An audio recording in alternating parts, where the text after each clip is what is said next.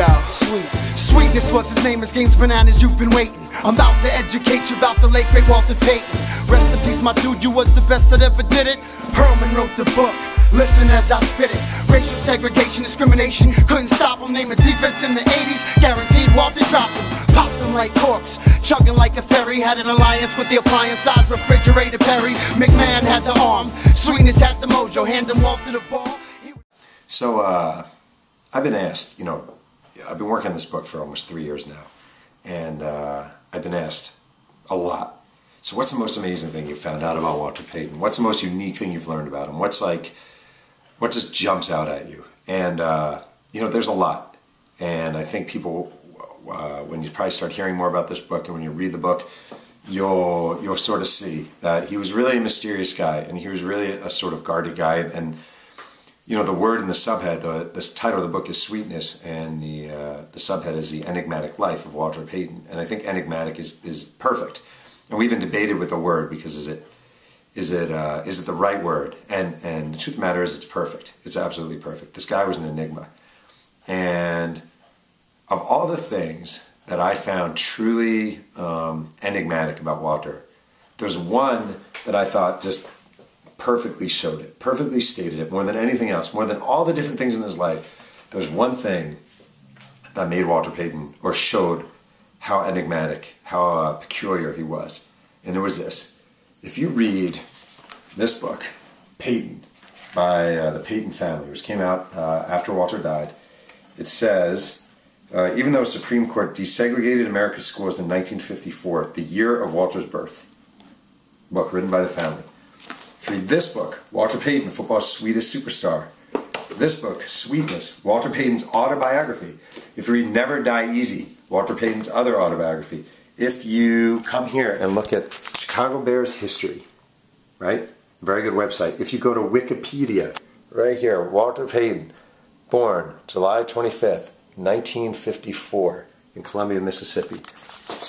Everywhere you look, absolutely everywhere, it says that Walter Payton was born in 1954 on July 25th.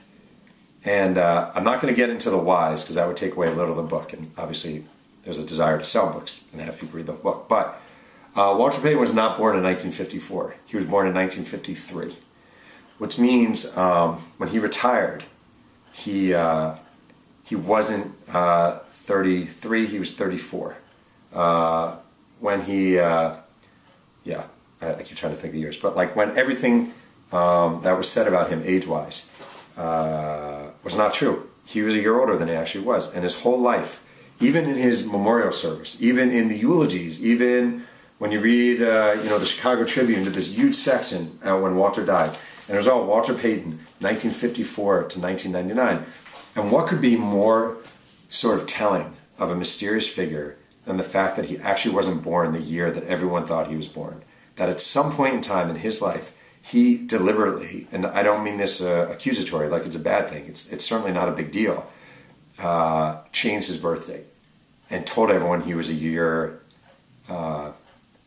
younger than he actually was. And I love that. Walter Payton was born in 1953, not 1954. He was 46 years old when he died, not 45 years old when he died.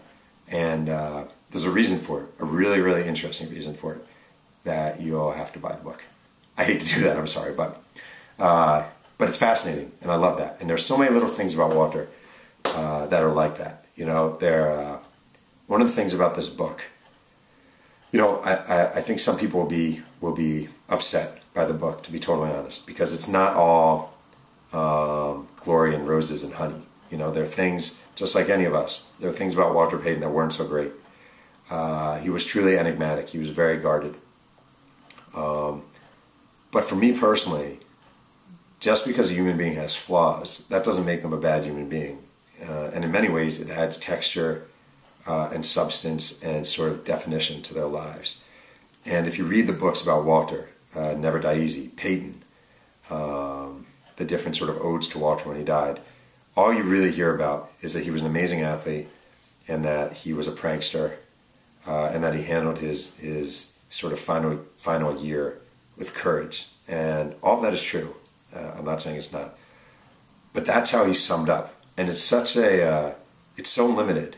And it misses the boat on this guy. I'm telling you, this man was so fascinating and so textured and so detailed, and there's so much going on in his head, good, bad, positive, negative, highs, lows, that I think to just define a guy by sort of prankster, great athlete, classy, is, not defining him at all.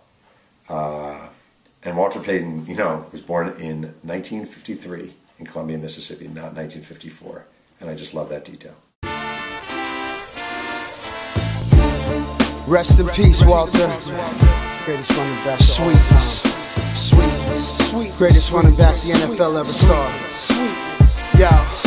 Sweetness was his name. His game's bananas. You've been waiting.